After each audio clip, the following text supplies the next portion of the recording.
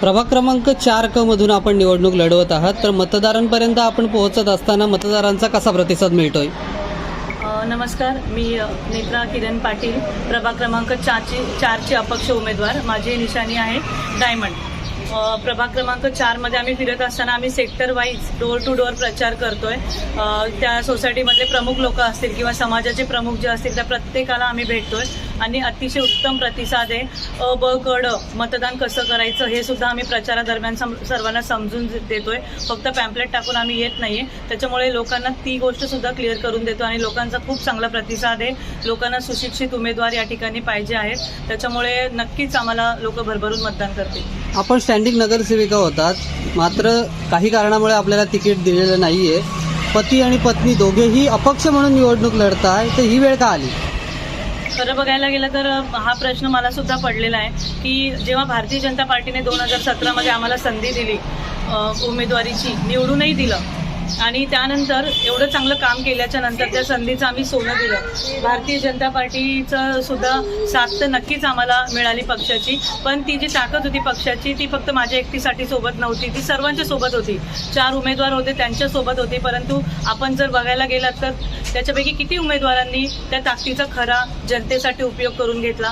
ती जी ताकद होती त्या ताकदीचा आणि आमचे कष्ट जे होते ते जनतेच्या प्रश्नांसाठी होते आणि सतत आमचा टर्म जरी 2022ला संपली, त्याच्या पुढचे 3 वर्ष सुद्धा सतत आम्ही नगरसेवक नसताना सुद्धा कामं केलेली आहेत. कधी हा विचार नाही केला की आपली टर्म संपली आहे आणि आता निवडणुका येईल तेव्हा आम्ही बघू, असा विचार न करता अविरतपणे आम्ही अखंड काम करतोय. असं असताना सुद्धा पक्षाने का तिकीट कापलं, माझ्या जागी जे उमेदवार दिले किंवा जे रिप्लेस केले त्यांचं असं काय अस्तित्व होतं, त्यांचं असं समाजाविषयी मोठं कुठलं काम होतं किंवा पक्षात त्यांचा असा काय रोल होता? खरं बघायला गेलं फक्त आर्थिक ताकद होती त्यांची. सगळ्यांना हा विषय माहिती किती करोडनी तिकीटं विकली गेलेत. आमच्याकडे करोड नव्हते आणि त्यांनी त्यासाठी आमचं तिकीट डावललं. मग आपल्याला आता या निवडणुकीत आपण अपक्ष निवडणूक लढवत आहात, नक्की कोणाला हरवायचं आहे?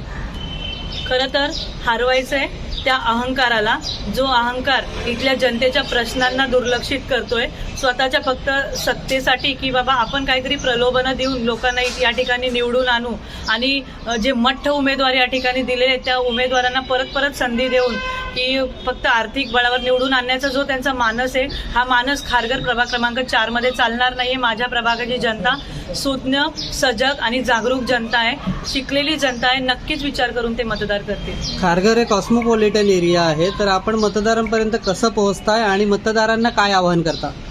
आम्ही मतदारांना रोज आमचे फोन सुरू आहेत. प्रत्येक प्रक्रिया आम्ही त्यांना समजून सांगतोय, किती तारखेला मतदान आहे, कसं करायचं आहे.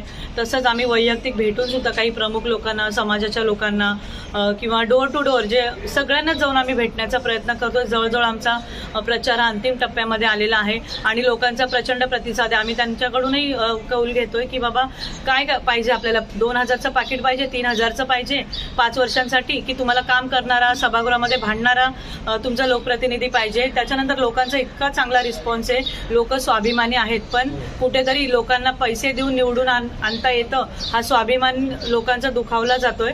जे कोणी पैसे वाटप करून निवडून यायचा प्रयत्न करतील त्यांच्याकडून लोकांचा जो स्वाभिमान दुखावला जातोय.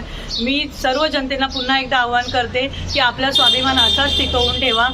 त्यांचे जरी पैसे आले किंवा काही लक्ष्मी दर्शन तुम्हाला झालं किंवा आणखी काही प्रलोभनं दिली तरी या प्रलोभनाला बळी पडू नका. तुम्हाला जर ते पाकिट ठेवून घ्यायचं असेल, बिंदास ठेवा. त्यांच्या कष्टाचे हे पैसे नाही आहेत, हे पैसे आपल्याच पालिकेतून, आपल्याच टॅक्सच्या पैशातून तुमच्यापर्यंत पोहोचवले जातात. 5 वर्षासाठी तुमची 2 ते 3 हजार रुपये किंमत ठरवली जाते. याकडे दुर्लक्ष करा. सुशिक्षित आणि समाजामध्ये रोज फिरणारे, तळागाळात काम करणाऱ्या उमेदवाराला आपण निवडून द्या.